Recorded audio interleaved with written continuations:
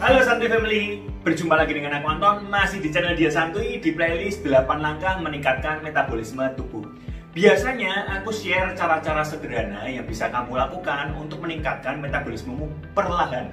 Cuma kali ini aku akan membahas sebaliknya. Ternyata ketika banyak orang sedang melakukan diet, defisit kalori kayak gitu ya, itu banyak orang justru metabolismenya menurun.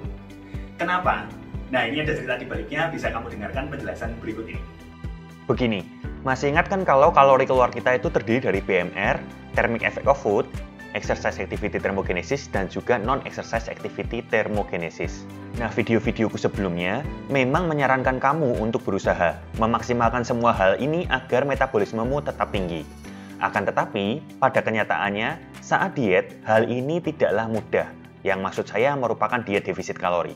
Malah, seringkali terjadi sebaliknya, metabolisme kamu sedikit menurun.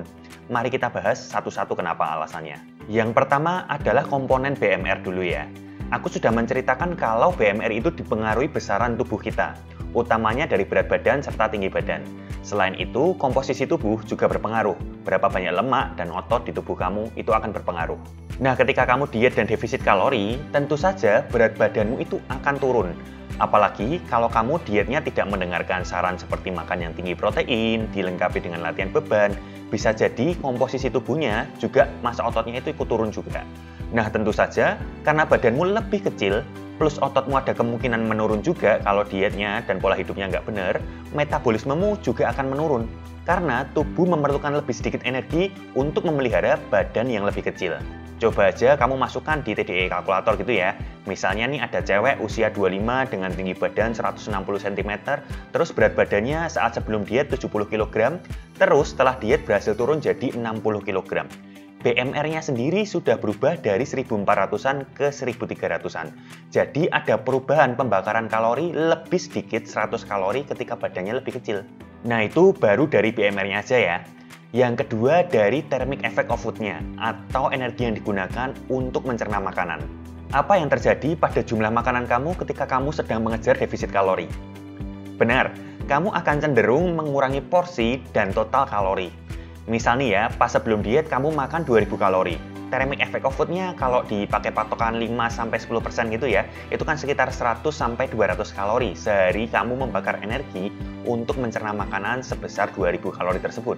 Tapi ketika kamu diet, misalnya kamu potong 500 kalori itu ya jadi 1500 kalori, otomatis kan energi yang dipakai untuk mencernanya alias Thermic Effect of Food-nya itu kan juga turun lagi. Jadi cuma 75-150 kalori kalau pakai patokan 5-10% tadi.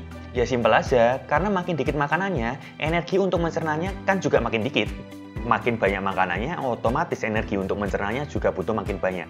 Jadi ini udah dua komponen dulu nih. BMR-nya waktu kamu diet turun, energi untuk mencerna makanan juga turun juga. Jadi udah ada dua komponen dulu yang turun. Dan ini akan masih bertambah lagi.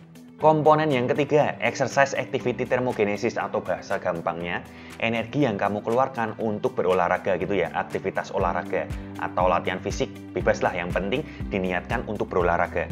Coba kamu pikir, lebih kuat mana kamu olahraganya saat kamu sedang surplus kalori atau kamu saat sedang defisit kalori? Nah, tentu saja ya lebih kuat saat surplus kalori, karena energimu menjadi lebih tinggi, kan makin banyak energi yang kamu makan ya. Kuat olahraga lebih berat, kuat olahraga lebih lama, dan sedangkan sebaliknya saat defisit kalori, energi kamu tentu tidak sebanyak biasanya. Bisa jadi kamu tidak sekuat biasanya, bisa jadi olahragamu lebih cepat capek daripada biasanya. Jadi performa dalam olahraga akan menurun juga. Alhasil, tidak disengaja, exercise activity thermogenesismu atau kalori yang kamu bakar ketika olahraga ada kemungkinan akan turun juga. Nah, yang terakhir, yang paling berpengaruh ke dietmu, yakni NEAT atau Non-Exercise Activity Thermogenesis. Inilah sebenarnya yang bikin orang gagal diet. Kamu sudah tahu sendiri kalau NEAT itu, aku bahas berkali-kali di channel ini ya. NEAT ini adalah kalori yang kamu butuhkan untuk aktivitas sehari-hari atau kegiatan sehari-hari di luar olahraga. Banyak orang secara nggak sadar ketika mereka sedang defisit kalori, mereka itu makin sedikit gerak di kegiatan sehari-hari. Misal nih ya, biasanya pas nggak defisit kalori, itu berberes kamar tiap hari gitu ya. Tiap hari beres-beres kamar. Sejak defisit kalori, kamu nggak sadar, makin jarang bebersih. Kamu kira lagi malas aja, Padahal itu memang pengaruh juga karena kalorinya mungkin lagi sedikit, jadi kamu males beres-beres. Dan ini diakumulasikan ke berbagai kegiatan sehari-hari kamu. Otomatis kalau dihitung pembakaran kalorinya, metabolismenya juga akan jauh menurun karena kamu jadi jarang gerak. Bahkan sebenarnya ketika kita ngomongin NEAT, kadang kan orang mikir kalau mager membakar kalorinya sedikit. Memang mager itu bakar kalorinya sedikit, tapi kalau kita lagi surplus, itu kadang kita mager pun kita gerak-gerak. Misalnya kamu lagi tiduran di kasur, kakinya goyang-goyang. Atau kamu lagi duduk, kakinya goyang-goyang. Lagi di meja gitu, tangannya ketuk-ketuk meja atau bergerak sendiri kayak gitu. Nah itu yang namanya fidgeting. Dan secara nggak sadar, ketika kamu defisit kalori, kamu magernya makin mager lagi.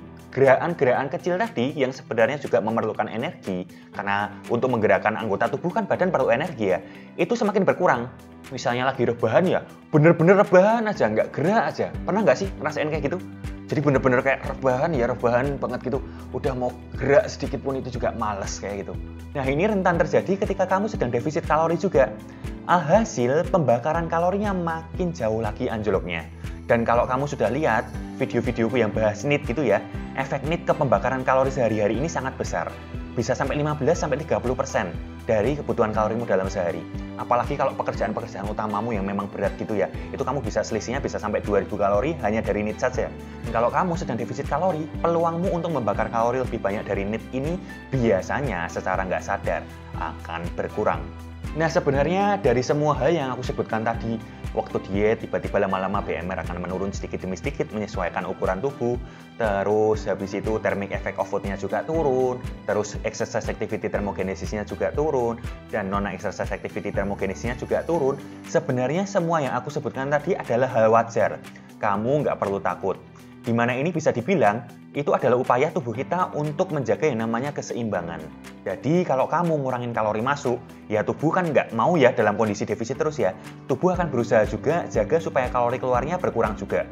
Melalui berbagai mekanisme tadi, ngurangin pengeluaran kalorimu dari berbagai hal tadi. Inilah salah satu penyebab banyak orang tiba-tiba stuck saat dietnya. Salah satu ya, bukan utamanya ini aja. Tapi salah satu penyebabnya bisa karena ini. Meskipun kamu merasa sudah defisit kalori, padahal kamu itu sebenarnya belum defisit, karena kalori keluarnya ya ikut turun. Nah itulah tadi berbagai mekanisme yang terjadi di tubuh kamu ketika kamu sedang defisit kalori. Bisa jadi metabolisme itu akan menurun kayak gitu. Dan menyebabkan kamu yang sudah merasa defisit kalori, ternyata nggak defisit kalori. Karena kamu mengira makannya segini, terus habis itu kalori keluarnya segini, kayak gitu ya. Kamu merasa sudah ada defisit. Tapi padahal ketika kamu mengurangi makan segini, kalori keluarnya juga otomatis akan menurun. Karena badan selalu berusaha untuk menyeimbangkan kayak gitu ya. Badan nggak suka gitu dalam kondisi defisit terus. Jadi ya kalori keluarnya dikurangin.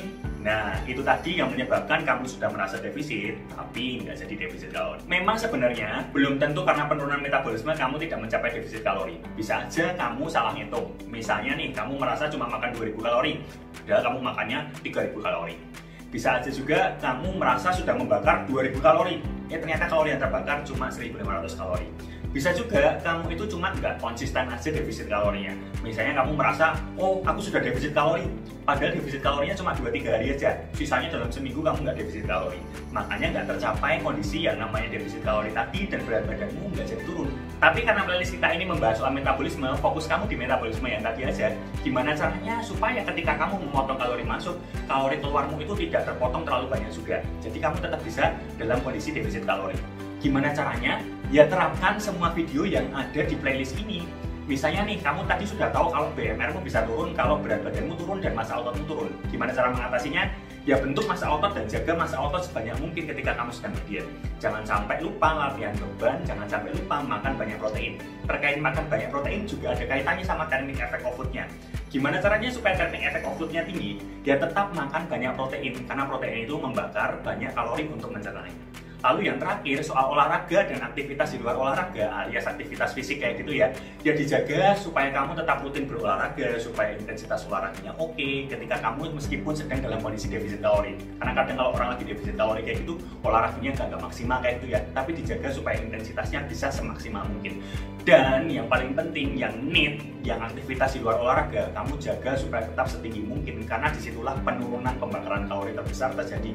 Kamu makin mager kalau sedang defisit kalori. Pasti itu. Nggak mungkin kamu mengurangi makan malah tambah seger. Pasti kamu tambah mager. Nah itu perlu kamu lawan.